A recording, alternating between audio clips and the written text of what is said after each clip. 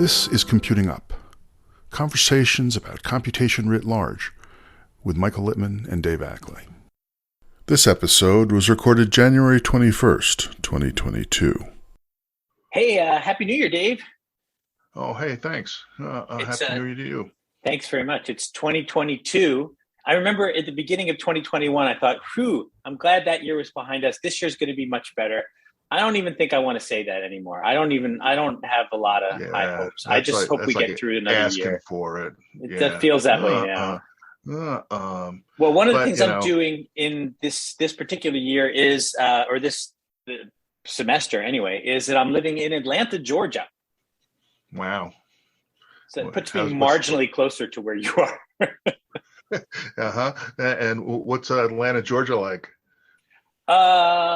It's been cold and rainy, but I think it's colder back in New England. But maybe we should check in and see what the weather's been like in New England. So our guest today is Fiery Cushman, who is a professor at Harvard, which is exactly in New England. So this is very convenient. We asked him on specifically to be able to check about the weather. So, Fiery and I were colleagues at Brown for a brief time. Fiery is what I would imagine would be called a Harvard lifer, having gone undergrad, grad school, and now is faculty there, but took a brief detour. And I'm so glad he did, because I got to meet him. He's one of the coolest people that I know. And it was just such a privilege to get to work with him closely. He's a psychologist who studies the sort of cognitive science of morality, how we process and think about morals, but he's also very, very computationally savvy. So I think we'll be able to cover some really interesting ground today. So Fiery, thanks a lot for being here with us. Hey, thanks for having me on. I'm so excited about this. And I'll try to catch some of those Atlanta vibes, because it is indeed 8 degrees in New England today. All right. 8 degrees. That's not a lot of degrees. It's not a lot. So my daughter left. She was visiting for a couple of days here, and who Fiery knows, and I guess Dave knows a little bit, but she actually worked a little bit with Fiery. She was much smaller when I. She was much smaller. She's a college graduate now, and she came to visit us in Atlanta, and I dropped her off at the airport today so she could go back to Ithaca, New York. And we were looked up what the temperature in Ithaca was, and it was NaN, not a number. Like the computer couldn't even report what the temperature was. So I don't know what to think about that. But anyway, so it really is cold there. All right, well, so I don't know how things been going with you. When did you leave Brown? I left Brown 2014, I guess. Okay, all right. So it's been a couple of years, and so it's what's the flow been like at Harvard? Are you getting to work with cool students and the other faculty being nice to you and all? They should be very nice to you. It's been great. It's been a great experience. But it really was a life-changing time at Brown in a number of ways. But one of them was being exposed to people who were using computational methods in really, really creative, awesome ways. Michael Frank, David Better, Dima Amso, Tomas Serre. And it just utterly changed the course of my research. So I feel like I'm always going to carry that piece of Brown with me. Well, why don't you say? Can you say a little bit Brown about back to Harvard? That's right, spreading the Brown around. So can you say a little bit about what your kind of research direction was? Pre-Brown and then post-Brown, compare them. Sure. The consistent theme in my research has always been understanding how people make moral judgments. And in the work that I did in graduate school, I was really borrowing heavily from moral philosophy, trying to use, classic dilemmas from the philosophy literature, giving those to ordinary people, and then understanding what were the psychological processes that they use to figure out how to resolve that dilemma. And, this was something that a lot of folks were doing at the time, most famously Josh Green, who had just joined the department here at Harvard and was one of my advisors. Coming to Brown, serendipitously, I just got put on a hallway with a number of people who were borrowing these techniques from reinforcement learning to try to understand how people make decisions. Since moral decisions are a kind of decision, it seemed like an important thing to understand. And they were just doing such cool work. And so over the past few years, using a lot of tools from reinforcement learning, some tools involving Bayesian inference, we've been trying to kind of see whether there's a way where you can take computationally precise models of relatively simpler human decisions and have them meaningfully, interestingly give you perspective on how we make a very complicated and, kind of decision like a moral decision. So I wonder if you could help us out, because I think if people are familiar with the kind of idea that morality is about decision making at all, they probably are thinking about the trolley problem, right? So this is right. It's a well-known enough thing that it showed up in a sitcom not too long ago in The Good Place, which was a really interesting treatment of it. Presumably that's not your angle on it, but are there other kind of problems from philosophy that kind of fit into this mold for you? At the time that I came to Brown, I was spending a lot of time thinking about the trolley problem, which obviously originally comes to psychology by way of philosophy. Yeah, exactly. Philippa Foot, and then later a whole number of moral philosophers, Judy Thompson, Francis Cam, used it and related problems to try to ask questions about, when is it justified to harm another person? So why is the trolley problem a problem? It's a problem because there's these two cases, and it's not obvious why people have very different judgments of each. In one case, flip a switch. It seems okay to kill one person in order to save five. In another case, you push a person in front of a train to slow the train down to save five people. In both cases, you're saving five people, you're killing one person, but it seems obviously wrong in the second case. And so I and a lot of psychologists were trying to understand why that is. This was one of the first areas where I felt like maybe reinforcement learning ideas could help us a little bit, because in the reinforcement learning literature in computer science, there'd been this classic distinction between model-based and model-free methods, where the model-free methods are trying to generalize from relevantly similar past successes to the current situation. And model-based methods are trying to take a model, cause a model of the current situation, and then figure out, just in this specific situation, given everything we know right now, what do we think the best thing to do would be? And plausibly, you could understand what's going on in the push version of the trolley problem through that lens. In past situations that seem at least somewhat similar, has it ever been a good idea to throw someone in front of a train? No, that's always been a terrible idea. On the other hand, using your causal understanding of this very unique and unusual situation, could it make sense to do so because it has the unusual property of being the only way that you can save these five other people? Plausibly, people would say yes. And so that was the hook that drew me in to thinking about the relationship between the kind of formal tools that we get out of reinforcement learning and the questions that we're trying to answer in morality, moral psychology. I mean, I'm fascinated with all that stuff. I come at it from a not only a computational point of view, but kind of an engineering point of view of, how can I actually build systems that do some incredibly weenie aspect of this in some way, but I can actually see it jump just based on physics and electronics and gates and all that crap. So, like model-free versus model-based.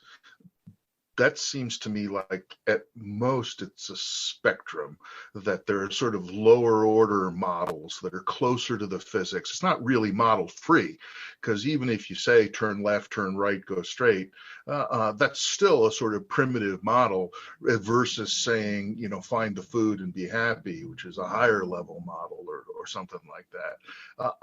But what it makes me think of is that when we're talking about these lower order models, and what I got from looking at one of your papers about this stuff was that, the actual act of pushing feels wrong, but a sterile flipping of a switch seems somehow okay or somehow different, even if we know intellectually they're identical in terms of how many people are dead. But we as computational machines we don't have access to true causality. We don't have access to God's reality of anything. All we have is proxies. All we have is stimuli that we integrate and we make judgments and so on and so forth. So at some level, we can't really be faulted for thinking that actually shoving somebody is somehow different than pushing a little button like that. To me, it seems like our knowledge of the world is all by proxy. It's all these inferences that we make from the blooming, buzzing confusion that hit our senses. And I struggle to even figure out how to climb up as far as reaching a notion of morality from that. Do you think that moral decisions are really fundamentally different than any other kind of decision, or it's really just some sort of similar hardware that's just put in this place versus being put in that place? What a great question. Yeah, I want to draw together two of the threads that you just pulled out. One is it feels like somehow we can't be forgiven for saying it's just beyond the pale to think about throwing someone in front of a train. I don't care what you tell me about how many lives it's going to save. And another question you asked is there something that's special about morality? And I think those 2 points are connected, because a whole bunch of psychologists for many years have pointed out that something relatively special about morality is our willingness in the moral domain to put our foot down and say, I don't care if it looks like it might be justified in this situation. We just don't do things like that. Whereas, if you were buying a house and somebody said to you, well, ordinarily we wouldn't recommend having less than 20% down, but there's very good reasons to think in this situation it makes more sense for it to be 30% or 10% or whatever it is. I see. You'd be open to that. I mean, you might agree, you might disagree, but you wouldn't think that it was an offensive statement. But if somebody said, yeah, ordinarily we don't execute innocent people, or, most of the time we wouldn't harvest somebody's organs without their consent, but in this situation, exactly.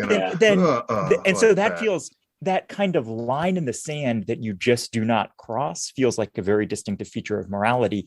We've been trying to understand why that is. Let me try out an idea on you that loosely, I'm not going to say this is a precise connection, but loosely was inspired by our understanding of kind of bias variance trade-offs that we think could help us to understand that sort of line in the sand property.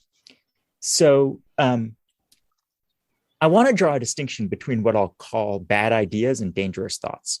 So a bad idea is an idea where, for which I have a kind of biased estimator based on previous encounters with similar sorts. An example of a bad idea is like, I'll take a plate out and I'll jump on it until it's broken into little pieces. Now, just intuitively, you probably have a kind of biased estimator of how bad that idea is based on somewhat similar things you might have encountered or thought of before. It seems like a bad idea. You also have the ability to do something a little more model-based to kind of roll out what would be the consequences of that. Oh, I could get porcelain stuck in my toes. My spouse could be upset that the dishes are broken. There'd be a mess to clean up. And you might think that if you had a really good causal model, that's going to be an unbiased estimator, but it could have high variance that you'd have to reduce by taking many, many samples of all the possible outcomes or something. Destroy like all the China. Yeah, what are all the things that could happen if I jumped on China? Okay, it's a bad idea because no matter how you cut it, you're eventually going to reject this option. It's just something that shouldn't be done. Here's a dangerous thought. Okay, it's going to be similar. A dangerous thought is, well, I walked into this convenience store. There's only one person working here and there's no security cameras. The guy went to the bathroom. I could just pop a candy bar in my pocket and walk out. Why am I calling that a dangerous thought? Well, you still have this biased estimator that's telling you based on previous similar experiences, this is not something you should do. This has negative expected value. But if you start sampling outcomes, because it's a highly skewed distribution, you might, with a small number of samples, have a pretty bad estimate of its value. What I mean by that is you start sampling your causal model. How is this going to turn out? It keeps turning out with you having a free candy bar. That's positive expected value. But out there somewhere, sometimes there's going to be some low probability sequences of actions where you just didn't realize. And those consequences are incredibly negative. You didn't notice. You go to jail. Yeah. Something. Well, or you get shot on someone's smartphone and they upload it to Twitter and you lose your job, you lose your spouse because it goes viral, what a jerk you are. But in the moral domain, those are the kinds of things that happen. But they're low probability. They're sometimes hard to detect. So now the thought is, in this case, maybe you should have a cognitive system that says, if the biased estimator based on previous circumstances is telling you, I don't know about this action, this is morally wrong, and morally wrong things have these low probabilities of turning out really wrong. On that basis, you might rationally reject even attempting to get the unbiased estimate by consulting a causal model, which is colloquially is deliberation, Right. And so what that would look like phenomenologically to an ordinary human is, you made an argument to me about why pushing that guy in front of the train is okay, or why this time taking the candy bar is going to work out okay. I don't want to hear that argument. Right. I'm not telling you I have some scenario about how it's going to come back to bite me, because I can't think of one in this situation, but I am designed to not even to try to think of one in this situation, because the strategy of trying to think of one in this situation is a bad strategy as compared to saying, this looks like the kind of thing you just don't do. Well, so that's great. And that sounds, like that I could imagine justifying that kind of behavior where you just say, well, actually, I don't care. I don't care that you can prove to me that it's impossible, because this is just something that I don't do. But that could also apply to non-moral decisions. Yeah, that's where I wanted to go too. Yeah, to eating expired food or something like that, where maybe nobody says it's evil to eat expired food, and you get away with it most of the time, and then you get ptomaine or whatever the heck it Good. is. That's a great point. Let me give you a famous example of this from the psychology literature. There's a guy, Paul Rozin, who just did such beautiful experiments along these lines. And one of them is back in the 1980s. He takes these Penn University undergrads into the lab. He takes out two ordinary classes, pours water from the same pitcher into both, hands them a sticker that says, warning, cyanide, don't drink, asks them to put the sticker on one of the glasses, and then says, okay, now drink from it. And they won't. Right. But they'll drink from the other one. Right. Right. Yeah.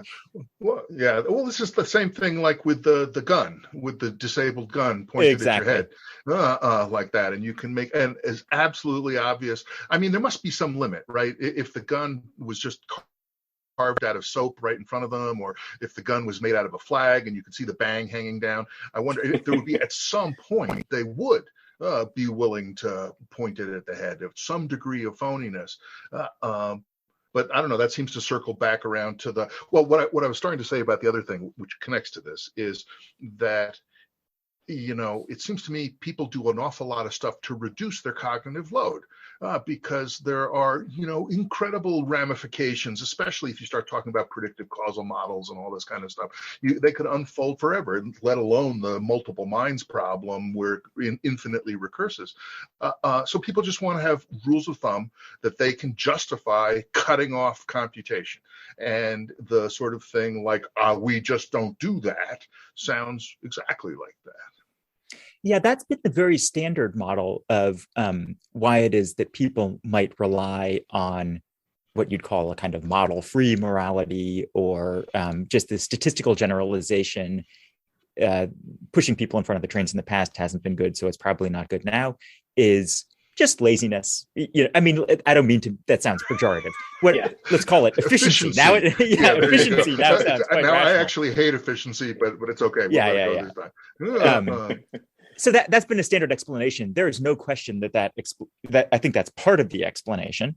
I guess my suggestion is that above and beyond the constraint that sometimes we want to make it very fast.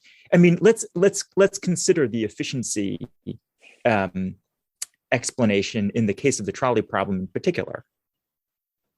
I don't think that it's the right explanation that you say, oh, you could throw this person in front of the train and it wouldn't then hit the 5 people. That they're so obsessed with efficiency that they didn't even notice that more lives would be saved. They're just, oh, no, I don't do that. But they haven't even grokked that it's a 1 versus 5 trade-off. No, obviously they know that it's a 1 versus 5 trade-off. So you have to account for, why is it, despite having already put in the minimal computation necessary to see that if you accept the premise that the experimenter has dictated, this is the right, that this is the value maximizing thing to do. Anyway, you get the idea. Yeah, I mean, but to me, there's still a computational complexity question there. Even if, yes, I've got 5 versus 1, but because deliberately pushing someone to their death is such a bad thing, I need more time to counterplan. I need more time to say, couldn't I chop the door off and drop the door instead? Or couldn't I knock the bridge that we're going over down instead of the person? And it takes a certain amount of time to rule those out, even if we say by the experimenter's fiat, all those routes are closed. For a person to actually assess that themselves, they say, I haven't got enough time to do it. I don't know. I still feel sympathy for the guy.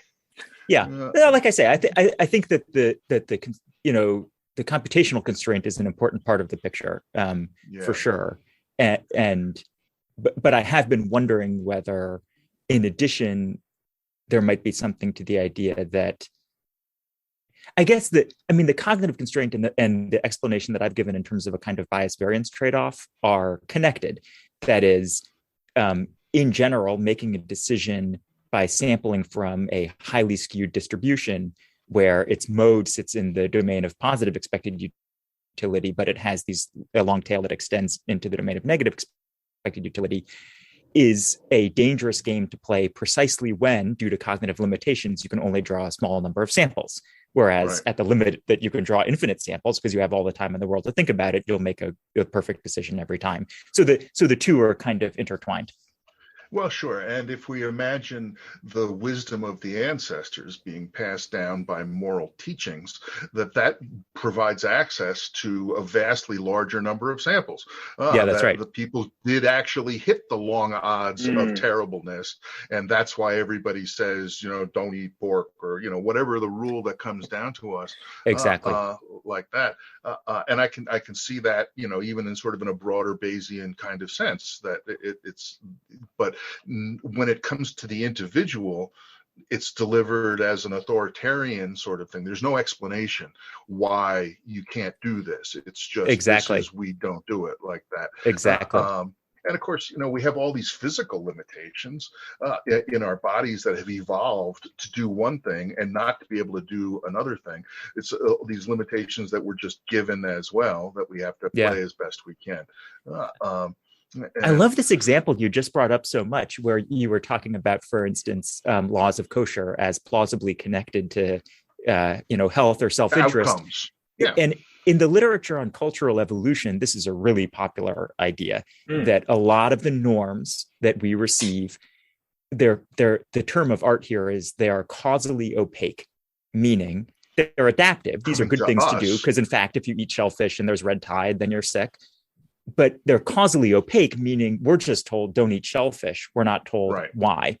So recently, we've been taking the idea of taking ideas kind of inspired by inverse reinforcement learning to say, can we make sense out of why people sometimes attempt to rationalize those rules as in fact itself a rational exercise? So here's what I mean by that. Traditionally, if someone is rationalizing something, we mean that pejoratively. We mean, look, you have some cultural commitment to doing X, Y, or Z, and now you're just trying to save face by making a bogus reason, just making stuff up. Exactly. On the other hand, if you think that, as you just pointed out, the process of cultural evolution is an adaptive process, it is a model-free process that delivers, on average, good norms, good behaviors, then it's not an irrational thing to try to invert that model and figure out, in light of what facts about the world and what worthwhile values does that norm come to us. Now, as scientists, we're used to doing this by inverting a generative model of the cultural evolutionary process, like you did. We tell a story about, oh, well, the people who had the norm lived and the people who didn't have the norm.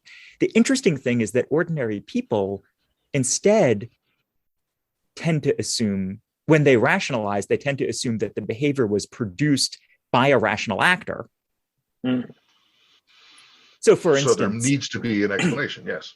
So there needs to be an explanation. So that they've kind of misidentified the model, and yet they could still end up intuiting the correct beliefs about the world or values in light of which it's a smart thing to do. Okay, wait, I didn't. Does that make sense? Okay, all right. Let me just be more specific. So it sounded like you were saying that there's two different possible processes by which we could be handed down this norm that says, don't do that. Like, I don't know. It's hard to think of as, we'll go with shellfish more, because I will shellfishly just adopt what you guys suggested. So one is to say that it's a cultural process that no individual person actually came up with this idea. It just kind of, like, when this was in force, there's lots of rules that are enforced. Some of them are just ridiculous, and they just die out quickly. Other ones stick around because the people who adopt them survive and pass it down. Or there was some person who was like, oh crap, this is bad. I got sick from this thing. Let's make sure that future people don't get sick this way. We're just going to nip this in the bud and say, you're not allowed to do that anymore. And that'll stop it. That'll save everybody. Is that the two different possible, like, causal chains that you were suggesting? Yeah. So now let me be much more concrete in a way that maybe will be helpful. So imagine that I'm out to dinner with a friend, and the friend, for, let's say, in fact, for cultural reasons, prefers not to eat shellfish, although they will, of course. So anyway, we're trying to decide what entree to share. And my friend says, well, I'd rather not get the mussels. And I say, oh, come on, friend. That's just because you're committed to some totally arbitrary cultural norm. That's not a good reason not to eat mussels. Name one reason you shouldn't eat mussels. And then, indignant, the friend says, that's not because of blind adherence to a cultural norm. I think that mussels can actually be quite dangerous to eat. In fact, I think someone might have once said that a person died that way. And then I say, that's a totally bogus rationalization. The actual reason you don't want to eat them is because of a cultural norm, and you're just grasping at straws for some reason why this behavior shouldn't be done. Now, here are two things that sound contradictory, but might both be true. It might be true that I'm right, that my friend doesn't want to eat the mussels, not because he had been thinking about the chance that they would harm him, but just because it didn't feel right, because that's his cultural background. And I'm also right that when he claimed that it was because mussels might be dangerous, that was a post hoc rationalization. Here's the thing that sounds contradictory, but might also be true. My friend is right. There's a reason not to eat mussels, namely that it can kill you sometimes. So his post hoc rationalization was a useful fiction. It was a fiction because it was imputing to himself reasons that were not, in fact, his reasons. But it was useful because they were cultural evolution's reasons. And it's in light of the fact that the norm itself was adaptive, that assuming that it is quote unquote rational, in the sense that it would have been produced by a rational agent with rational desires and rational beliefs, assuming that even falsely can extract useful information from culture.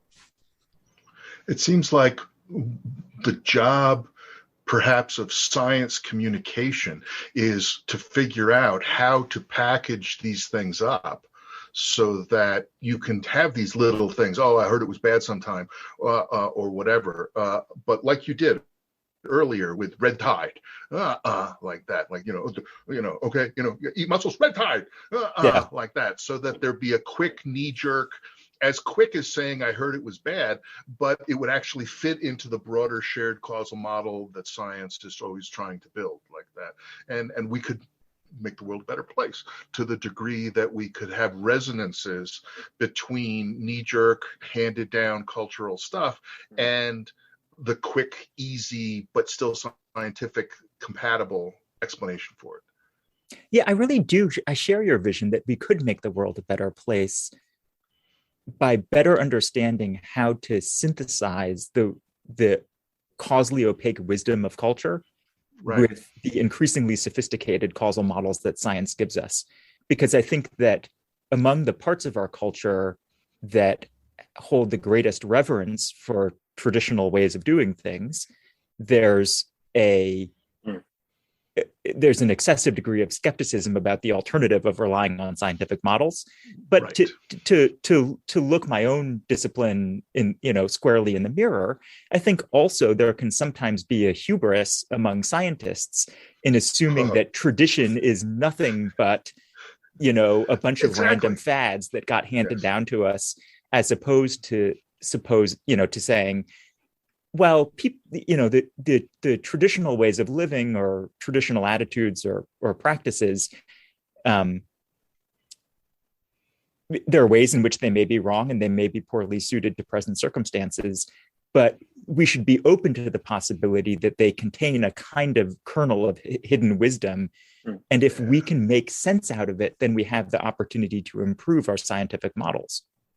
Yeah, I mean, I think, the naive physics as a phrase and calling naive physics as a pejorative phrase, that you're not doing real physics, you're doing this impetus-based stuff that's all blah blah blah blah blah, or wrong, or as in psychology as well as sociology and related fields, the whole misestimation of probabilities and all of that stuff, and the fact that people get gambling estimations wrong and they think about streaks and all that kind of stuff.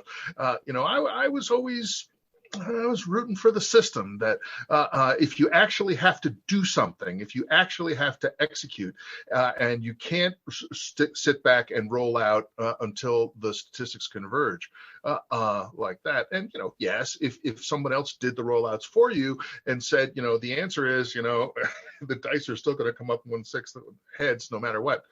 Once half heads, that okay, that's fine. Dice don't come up heads at all. Actually, it's kind of 0%. Well, if you throw them at your head, they might. And anyway, but so I went through a long period where I was, rooting for naive physics and pissed off that people were being so negative about naive physics and similar sorts of things. And I think it's kind of just what you're talking about, that. There is something right about it within the realm it was evolved, within the realm in which it's commonly used, maybe not always, and so forth. And we really need to understand that first before we can just hubristically declare that it's wrong and you should do this conditional probability estimation instead. Yeah, that's right. And there's a long tradition in psychology of thinking that the so-called simple heuristics or the norms that we inherit may be valuable, and many times are valuable because they're cognitively efficient, right? Same issue that you were alluding to before. Right. But there's a less noticed, but I think equally important vein that says, above and beyond questions of cognitive efficiency, there's this same question of the kinds of questions that come up often in machine learning, like the bias variance trade-off, or like sort of out of sample generalization to extremely rarely encountered events. What I mean by that is, what would be a good example to choose? I heard that after the original the influenza pandemic of the beginning of the 20th century, for decades after, in British boarding schools, the kids would sleep with all the windows open. And the reason that eventually it was described that this should be done is because fresh air is good for the body, having nothing to do with airborne pathogens. Right. Now, presumably they eventually stopped doing that because smart scientists came along and said, what are you talking about? Actually, cold air at night might be bad for the body. I get that you had some folk theory according to which fresh air was good for the body, but that's some Victorian nonsense, or Edwardian nonsense. Well, guess what? Or Every century, the circulation. Exactly. Every century, something comes along, and so there was a period of time when you fit a scientific model to current circumstances, and you tried to make sense out of the cultural tradition in light of current circumstances, it looked mistaken, just provably mistaken. But what you didn't realize is that where it came from was a circumstance that you hadn't seen for a long time, that was out of sample, as it were, for the model that you had been developing, but that made an awful lot of sense out of this very conservative, kind of practice. Yeah. I mean, there's have you read that gap. Go ahead. Oh, I was going to say, have you read it by any chance, the trilogy, The Three Body Problem, the science fiction? I did. I have not. I recommend it. Michael can talk about it. I'm not a big science fiction consumer, but my wife and I absolutely adored it. And this is one of the themes that I so enjoyed about that book, was the idea of there being a kind of cultural inheritance that looks crazy, but it's preparing you for things that haven't happened for centuries or millennia, but that wisdom got handed down and kind of, I mean, I'm not claiming that this is the right thing to do, but kind of like survivalist instincts. Right. The hoarder looks crazy until Armageddon comes. Right. So can I just, I probably should have called you guys out on this sooner, but there is this sort of, computational statistical skew efficiency thing that we've been talking about a lot. And that's landing for me quite well. I get that. But then the connection to, like, what is morality and what does that have to do with this? So, because my rule of thumb about morality is basically decision-making that's impacting others. So I don't know if there's kind of a deeper, more standard way of thinking about it, but that's how I tend to think about it in the context of multi-agent reinforcement learning. What is morality, and what is it, and how does it connect up with this kind of skewed statistics idea? Yeah, what is morality? Okay, all right. Well, then, just because I study it, I'm supposed to know. That. Yeah, I guess what I would say is morality has a number of distinctive features and different elements of moral thinking and our moral emotions are going to be understood in different ways. One notable feature of morality is that it often has this characteristic, under no circumstances would I do that thing. I don't care how much the thing that we've been talking about. And so, right. And so just to be clear, so there's the cyanide example that you gave, which I thought was super cool. I hadn't heard that one before. And then the gun to the head example that Dave raised, that's from your work, right, Fiery? That's right. It's some work of my own. We gave people a disabled handgun. We showed them that it couldn't hurt a fly. Pulled the trigger at the floor, nothing happens. And then we hand it to them and say, okay, just put it right up to my forehead and pull the trigger. And what we find is that people are extremely averse to doing that. And, Dave, you were kind of musing that maybe there could be minimal changes to the setup that would eliminate that aversion. In some unpublished follow-up work that we did, one of the things that we tried was just attaching the same gun to a tripod, tying a 6-inch string around it, and then having them pull the string instead of the trigger. And right off the bat, that seemed to make a big difference in terms of, it was hard to put your finger on exactly what it was, but it just didn't feel the same. It didn't feel like as threatening a situation. Wow, that's a pretty small change. I mean, it's the same gun, I guess. Well, but somebody, if it's on a tripod, that means somebody else pointed it at Fiery's head. That's possible. That could be part of it. Part of it could be that you don't feel the cold metal in your hand. I think part of it, and this was part of what made me reluctant to eventually publish and follow up on that initial finding, which I should be asterisked as sort of a non-replicated initial finding, but is that it just seemed to break the theater a little bit. And when I say that, understand that it was always theater and everybody knew it. There was no one who was ever confused about whether this gun was real. We showed them that the gun was fake, and yet there's something about holding it the way one usually holds it and pointing it the way one usually points it that is activating systems automatically that interpret reality. And there's something about having a gun attached to a tripod with a string around it that just isn't activating those systems. Yeah, exactly. And you had other stuff in this space too, like like hitting someone in a fake leg and smashing a baby against the table, but it's a doll, that kind of stuff. Is that right? Right. Yeah, a whole variety of different things just like that. Yeah, I mean, it's really right. quite devious and beautiful and upsetting. Well, it was very upsetting to I had a research assistant who was in charge of procuring some of the supplies that we were using to create these kind of theatrical harms. And once we assembled them all, and I said, okay, I'll stick the fake leg on, see if you can break it with a hammer and this sort of thing. And she actually broke down into tears. She couldn't bring herself to do any of the things. Again, I mean, this is the person who bought the fake leg. There was no question about whether it was a real leg or not. To be clear, that these all, like, so those three examples versus the cyanide example, are they all morality or only some of the morality? Yeah. How do you think about that?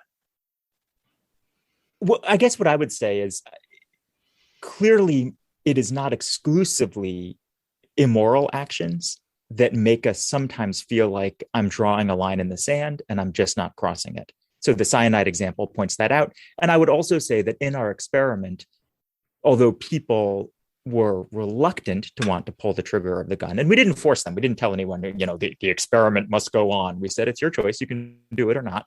And even though they were reluctant, most people ultimately did. They showed physiological signs of aversion, stress, yeah, basically. But they ultimately did it. And I don't think a single one of them thought that doing it was morally wrong because it was theater. So in a way that falls on the cyanide side of the equation. Interesting. In the same way that the undergraduate is sitting there thinking, I don't want to drink out of the one I just labeled cyanide. I'm not telling you there's cyanide in it. It just gives me the heebie-jeebies, or as my daughter says these days, the hibby-jibbies. Gives me the hibby-jibbies, and it gave them the hibby-jibbies to use the fake gun. Got it. So the claim isn't. It is. There's a one-to-one definitional mapping between I don't want to cross that line in morality, but rather in general, moral norms are the kinds of things that have that bright line property. And then we can try to explain why do they have that property. But moral norms are also things that in general are interpersonal, although there are some private acts that people consider moral violations, but in general, they're interpersonal. And we might need very, very different resources to explain why that is. And still other features of morality. Gotcha. Let me pitch a computational model to you that has a slot that I want to fill with morality, and you can tell me why it makes no sense or whatever. So I've been trying to figure out how to explain Dave for all my life. And, to the degree that I am the same as everybody else, then they're welcome to my Dave model. But if it turns out that I am unique in some weird way, then I'm going to make model of Dave, and everybody else can go make their own damn models like that. And so one of the things I've realized is that in a computational sense, our meat, our hardware is incredibly programmable, astonishingly so. That's the reason for the success of our species. And so to even talk about what kind of machine we are, it's actually an underdetermined problem from kind of a computational point of view. You have to say what programming languages have been installed on our meat before you can even talk about what kind of computer are we, what kind of computational system are we. So I say we should pick. We don't even have to go explain it from the neuroscience or physics or anything. We should just pick a computational model that makes sense to us. It's simple. It covers a lot of the cases. It's a heuristic. It oversimplifies stuff dramatically. And my model is it's got 4 parts. It's got input, output, sequence, and judgment. And those are the 4 computational processes that make us up. And when we talk about communicating something, telling something to somebody, look out, or put the salt on the pepper together, or whatever it is, we are transmitting little packets of code that address one or more of input, output, sequence, and judgment, like that. And so input says, this is how you should look at it. That looks like an egg, but no, actually it's a ping pong ball. So you should treat it as a ping pong ball. Output says, no, you want to put your hand on top so that you don't get the blade cutting when you go by and push it. How to do something. Sequence says how to predict what's going to come next inside your head. Well, if you see this, then you're going to see that. And judgment says how to evaluate the current situation as desirable or undesirable, with the automatic statement that if something is judged desirable, you are going to automatically, you have agency as a piece of meat to try to make that situation stronger, more robust, more repeatable, or whatever. And if it's negative, you have agency to try to make it go away, destroy it, and do it. And so my claim is that's what morality is. It's the judgment mechanism that is built into us, that is somewhat programmable by language, but somewhat handed to us by our spinal cord and our evolutionary history. What do you think? Well, I guess it just feels like maybe the way that you construe judgment, it feels a little bit overbroad, right? Because there's all sorts of things that we pursue, but that we don't think are particularly moral concerns, right? So I might like, I like having a nice haircut or something. I don't, in fact, at all. But yeah, sure. I'm just trying to think. Think of totally trivial things. Properly cooked steak.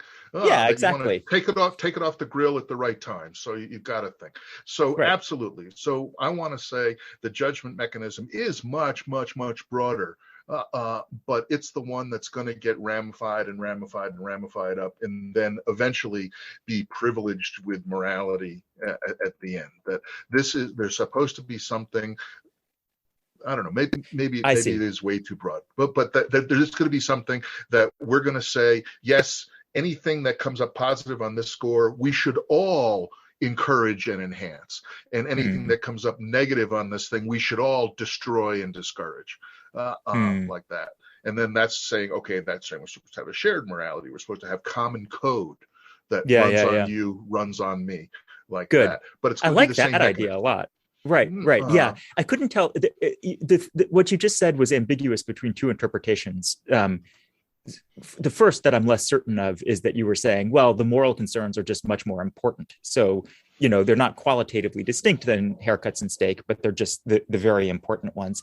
That one, I think, works less well. And then I'll get to the one that I think works very well. Just to give an example why, I ran across a clipping from a newspaper. The headline was that a couple was charged $40 on the hospital bill postpartum to hold their newborn baby. Like when the baby was born, the doctor said, "Would you like to hold it?" And when they said, "Yes, please," somebody in the room was like, "Cha-ching, $40," right? And so that's morally offensive. I mean, that's why it got turned into a headline, is because people find that morally offensive.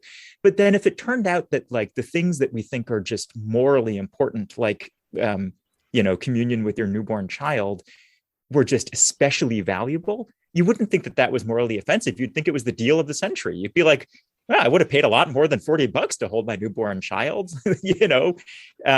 So, but there's this oil and water relationship where we feel like, no, the very idea that you would assign a price to holding your newborn child, right, that it could be put on the same scale, no matter how valuable it was on that scale, with haircuts and steaks, is bonkers. Right. Okay, here's the thing you said that I thought was extremely insightful and valuable, is the idea that something special about morality is that it's not just a value we hold, but that it's a value that we think other people should hold too. And in the moral domain, usually that means it's something that we're willing to actually go to bat over. Like, we will punish other people if they demonstrably don't hold it and reward them if they do. And in much of the work, say, for instance, classic work by Boyd and Richardson, two cognitive anthropologists, shows that certain evolutionary dynamics can really strongly favor that kind of norm, a norm that says value this, and moreover, insist on it in other people. Exactly. Yeah. And you can instantly see why something with that structure might be especially important in solving public goods dilemmas. Right. right? Because the Yes. whole, so that I do think is another of those key ingredients that explains the cluster of features that we observe in morality. And it makes me wonder if the cyanide glass and the gun, maybe a bunch of that can also be understood by just saying, how does it look? How does it look from the outside? Because we have people that are going to be judging us. Yeah. We just said it was important for them to be judging us. So if we cut the film so that people come in and see me drinking the glass of cyanide and don't see me sticking the sticker on it, well, then I get judged. And if I'm holding the gun at your head, I get judged. Which I think is really interesting because, Fiery, before you were saying that, it's just theater. But I think what Dave is getting at is the theatrical aspect of it is actually essential to a lot of this. It's the fact that it's being watched. And then I think some of these results might be different if people were asked to do this and there was no one around to watch. Well, Dave's making a skeptical face because maybe it doesn't matter. We're still going to imagine God is watching. God is watching. Yeah. I mean, the point is, if you could be watched, I think that's one level of it. Yeah, that's just fair. don't enact that scene because it could be taken out of context. Yeah. So that I think you two have put your finger on exactly the right question and one candidate answer. Exactly the right question is, let's just run the thought experiment. So would it give you the heebie-jeebies to point a gun at someone's head and pull the trigger if you could be assured that no one was watching and maybe they're unconscious or something like that? I would argue that, yeah, it probably would to some degree. I mean, maybe not as much, but to some degree. Would you consider it morally wrong to throw the person in front of the train to stop it from hitting 5 other people if you could be assured that nobody was watching? And I think most people would still say that it's wrong. So then Dave says, well, that's because there's the possibility that someone is watching. And maybe that's the right answer. I think it's probably at least part of the answer. Notice that in order for it to be part of the answer, I think we get back to this question about, by light of the causal model that you have of the situation, there's no way you can think of in which someone is watching. But in light of your previous experience or your ancestors' previous experience in life, sometimes there's ways you haven't thought of in which people are watching. So right. I see an intersection between some of the themes that we've already brought up. Yeah.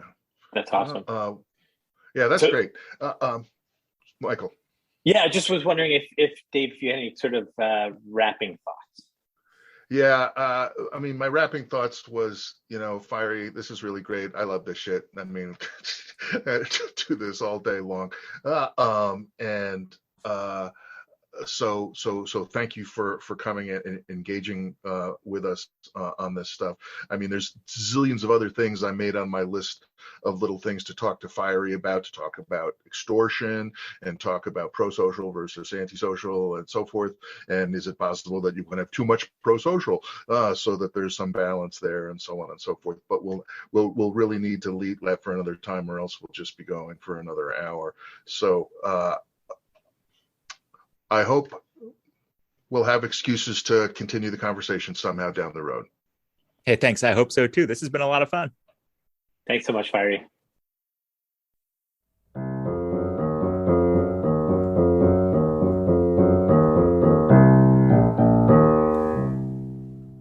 This was Computing Up. Thanks for listening.